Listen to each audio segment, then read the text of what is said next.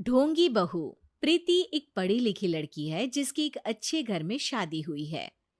प्रीति का पति राहुल एक मल्टीनेशनल कंपनी का मैनेजर है जो आधे महीने विदेश में ही रहता और छोड़ जाता है अपने मम्मी पापा को प्रीति के भरोसे, जिससे इस देश को सुधारने की चुल ने परेशान कर रखा है। मम्मी पापा, कल एक डॉग वैक्सीनेशन का शिविर है तो मैं वहीं पूरा दिन रहूंगी। आप मेरे लिए खाना मत बनवाना। अरे बेटा प्रीति, वो बाई तो काम छोड़कर परसों ही जा चुकी। एक नई बाई देखनी पड़ेगी। माँ, आप तो जानती ही हो ना कि मैं कितना बिजी रहती हूँ। अगर कल मैं नहीं गई तो कुत्ते एडॉप्ट ही नहीं हो पाएंगे। देखिए, हम इंसान तो बोलकर अपनी तकलीफों को बता सकते हैं, लेकिन वो बेचारे, उन्हें हमारी ज्यादा जरूरत है मम्मी। अरे बोल के भी हम क्या हासिल कर पा रहे हैं। अब ठीक है बेटा, तू जा, मैं खाना बना लूंगी। ऐसा पहली बार नहीं हो रहा था। देश भर में जितने एनजीओज हैं, चाहे वो स्टूडेंट्स के अधिकार के लिए हो या गरीबों में खाना बांटने का काम हो, प्रीति सबसे जुड़ी हुई थी।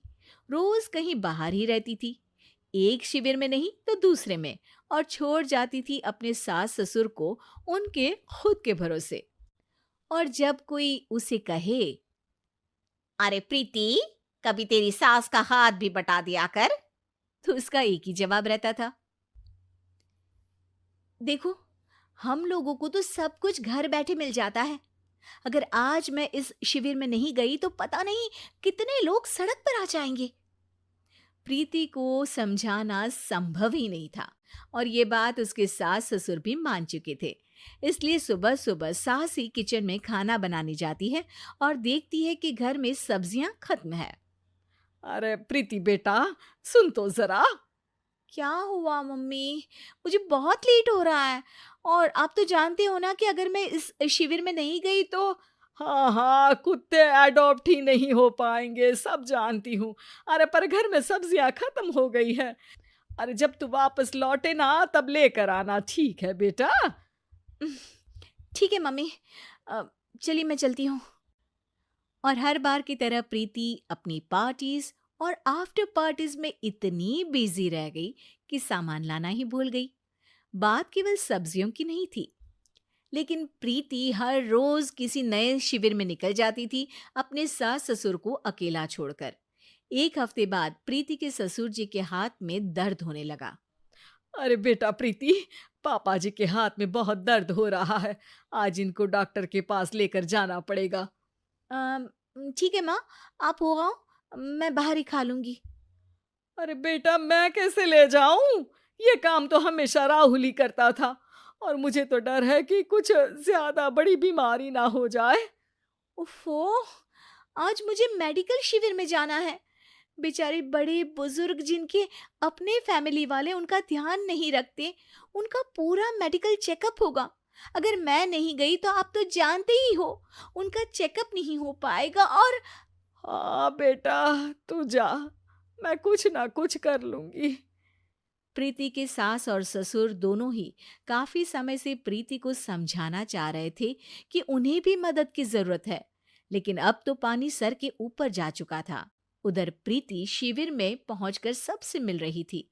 काफी भीड़ थी और प्रीति इंस्टाग्राम पर फोटोज अपडेट करे जा रही थी। तभी प्रीति की दोस्त रीना उसके पास दौड़ती हुई आती है। अरे प्रीति, जल्दी चल। अरे क्यों, क्या हुआ? अरे तू अभी सवाल मत पूछ और चल मेरे साथ। प्रीति रीना के साथ जाती है तो देखती है कि गरीब बुजुर्गों की लाइन में प्रीति के सास ससुर भी खड़े हैं। प्रीति को समझ में नहीं आता कि ये क्या चल रहा है। उसके ऑर्गेनाइजेशन में सबकी नजर उसके सास ससुर पर थी, और प्रीति को लगा कि बात उसकी इज्जत पर आ गई है। माँ, पापा जी, आप दोनों यहाँ क्या कर रहे हैं? आप तो जानते हो कि ये शिविर गरीबों की मदद करने के लिए बनी है, और आप इसका मजाक उड़ा रहे हैं इस तरह से लाइन में खड़े होकर। अरे बेटा, हम भले ही गरीब ना हो, पर जरूरतमंद तो है ही। हमारा भी कोई ध्यान रखने वाला नहीं है। मेरे पति के हाथ में दर्द है, मैंने सुना कि ज़रूरतमंद बुजुर्गों का यहाँ फ्री में इलाज हो रहा है, इसीलिए चले आए।